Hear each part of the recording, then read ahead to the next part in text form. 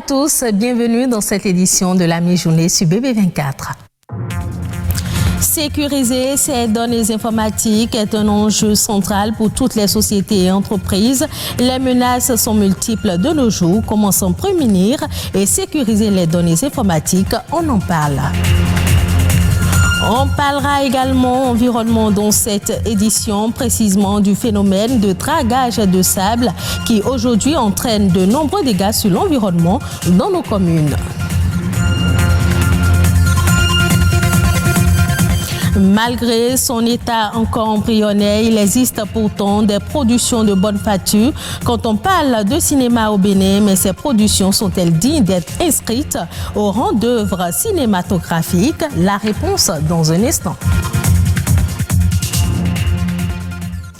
Le piratage est devenu un véritable problème, aussi bien pour les particuliers que pour les entreprises et les institutions publiques. La prise de certaines mesures s'avère donc indispensable pour se protéger des pertes de données, d'où la nécessité de sécuriser ces données informatiques. Comment sécuriser ces données informatiques? La réponse dans ce reportage.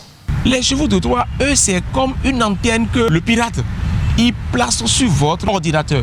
Les menaces sont multiples, alors que le système d'information d'une entreprise regorge des données cruciales, d'où la nécessité de sécuriser ces données informatiques. Parlons de sécurité informatique, c'est toute action technique, juridique, organisationnelle, humaine nécessaire, mise en œuvre pour empêcher la non-autorisation,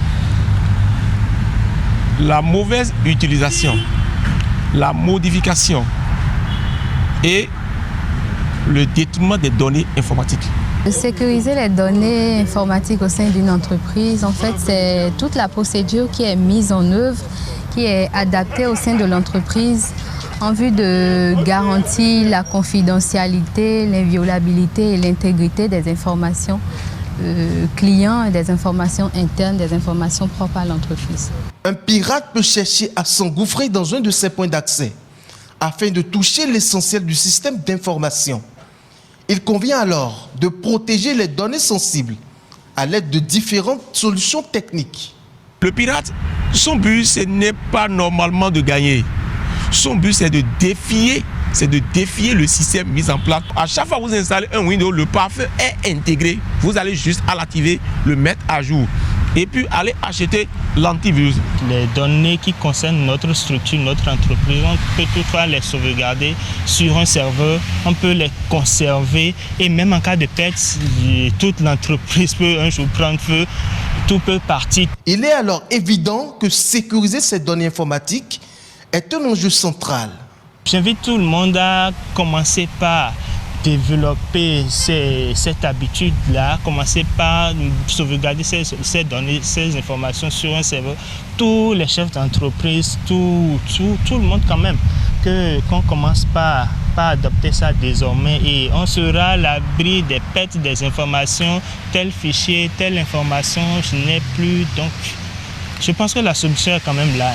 L'entreprise pourra en effet poursuivre son activité en récupérant les données stockées et mises à jour régulièrement.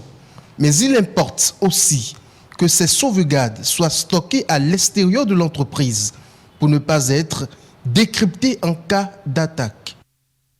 D'éthique, on passe à l'environnement pour parler du dragage de sable. Le dragage constitue aujourd'hui l'un des procédés utilisés pour l'extraction du sable, pour les travaux de construction ou pour faciliter la fluidité du transport fluvial. Mais c'est une technique qui cause assez de dommages à l'environnement. Flavien Ediadovono, environnementaliste, nous éclaire.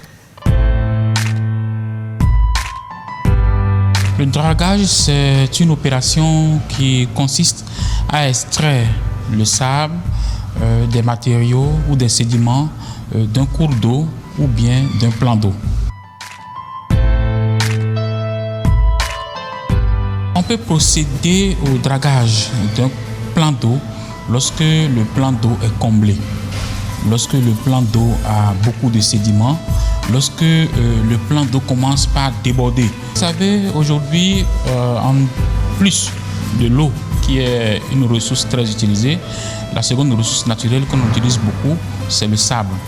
Sa consommation est d'environ 15 milliards de tonnes par an. Donc, il s'agit d'un bien indispensable pour la construction. Le dragage de sable, lorsqu'il n'est pas bien fait, peut contribuer au déséquilibre de l'écosystème aquatique. Vous savez, dans un lac, par exemple, il y a des poissons et des endroits où on fait beaucoup de dragage. Quand je prends le cas du lac Nokwe, au niveau de Bonou, au niveau de Adjoum, au niveau de Soava, il y a des gens qui font beaucoup de dragage, n'est-ce pas? Dans ces endroits-là, vous n'allez pas avoir des poissons parce que l'endroit est tout le temps en mouvement, l'eau est tout le temps agitée, les poissons fuient ces endroits. Le dragage, lorsqu'il n'est pas fait dans des bonnes conditions, amène à un approfondissement du cours d'eau ou du plan d'eau. C'est-à-dire que les gens draguent jusqu'à aller à des profondeurs très élevées, ce qui fait que par endroits, vous allez tomber dans des trous au niveau de l'eau, parce que c'est trop profond. Cela peut provoquer des accidents lors de la navigation sur l'eau.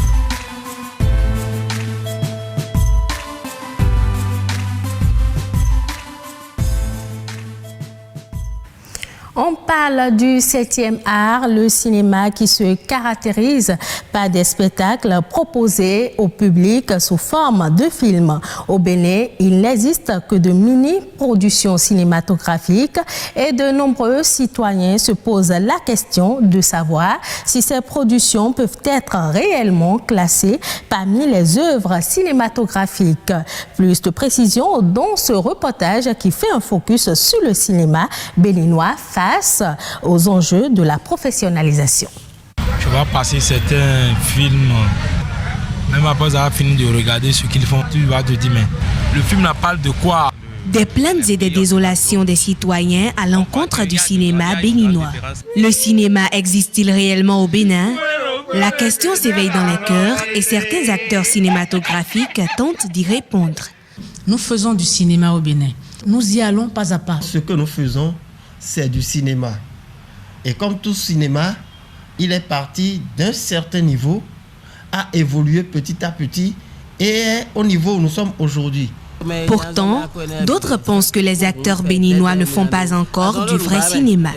Nous faisons des efforts, mais ne faisons pas encore du cinéma au Bénin. Personne n'est capable de dire combien de films, longs métrages nous faisons en moyenne au Bénin régulièrement. Et lorsque vous n'avez pas ces données, ça veut dire que vous ne faites pas du cinéma. Des propos qui montrent le vrai visage du 7e art au Bénin. Le cinéma béninois ne parvient pas encore à s'imposer à l'international.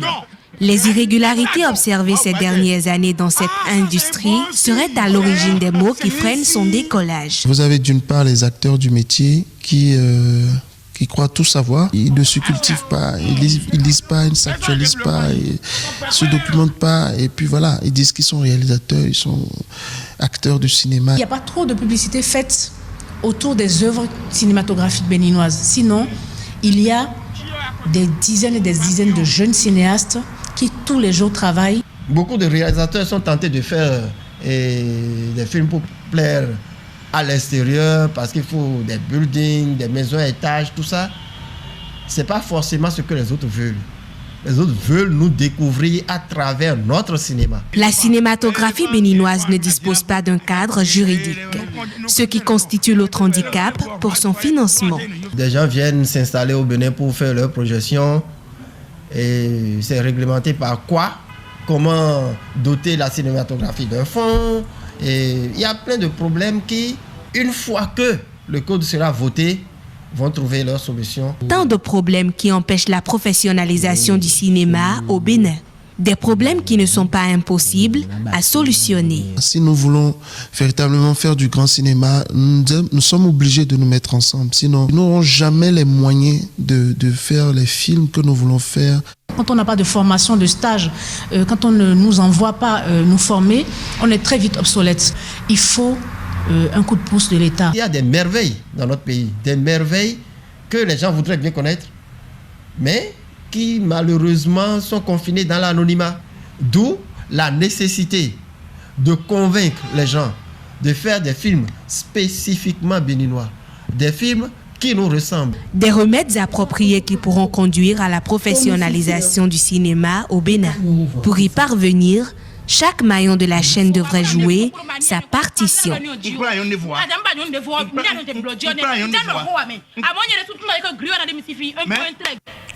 Suivons à présent La Nation en bref, une compilation des faits ayant marqué le Bénin ces dernières 48 heures. C'est une réalisation de Amandine Agnamboso.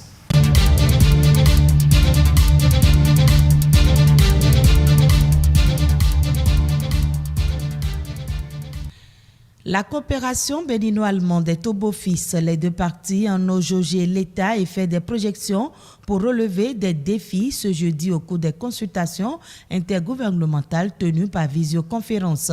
Le ministre d'État chargé du plan et du développement, Abdoulaye Biotchane, a rappelé que cette séance s'inscrit dans le cadre des discussions pour l'évaluation du partenariat consacré par l'accord de coopération signé le 29 juin 1968.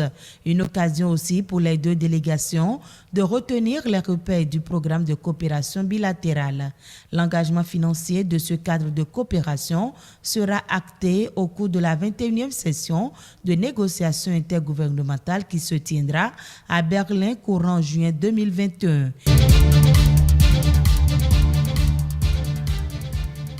La manipulation et la délivrance de faux tests Covid-19 sont des pratiques exécrables que le gouvernement condamne avec rigueur. Lors d'une séance au Palais des Congrès avec les agents de santé déployés sur les 3 sites de dépistage, le ministre de la Santé a annoncé une lutte impitoyable contre les faussaires. Benjamin Rompati est exaspéré par cette situation qui met en péril la vie des populations et discrédite le système sanitaire béninois. Les faussaires et les complices seront traqués et feront l'objet de sanctions disciplinaires et administratives sans préjudice des procédures judiciaires, car la délivrance de faux tests de santé est une infraction à la loi pénale et passible de 1 à 3 ans d'emprisonnement ferme. Le ministre de la Santé a également insisté sur le fait qu'aucune formalité ne doit se faire sur les sites de dépistage.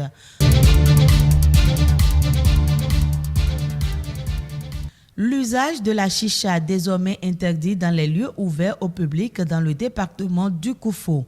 Dans un arrêté préfectoral, le préfet du dit département, Christophe Megbedji, a interdit toute consommation de la chicha dans les lieux à usage collectif, fermés ou ouverts, qu'ils soient publics ou privés, sur son territoire de tutelle.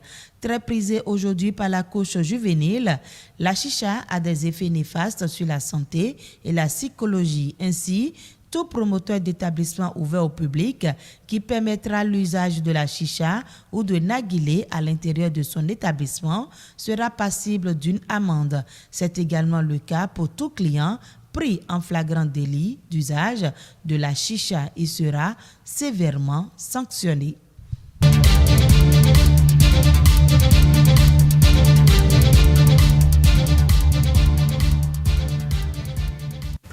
Hors du Bénin, au Cameroun précisément, un fournisseur turc d'énergie se propose de fournir 300 MW au pays pour renforcer son réseau électrique.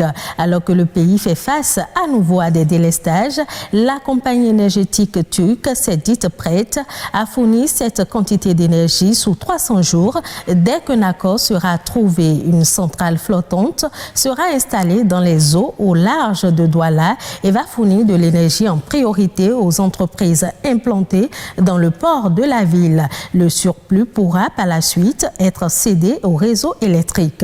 Le tarif proposé par la compagnie est de 40 francs CFA le kilowattheure. Ce sera tout pour cette édition. Merci de l'avoir suivi. Retrouvez ce journal sur le site de l'ORTB, www.ortb.bj. Prochain rendez-vous de l'information, 19h.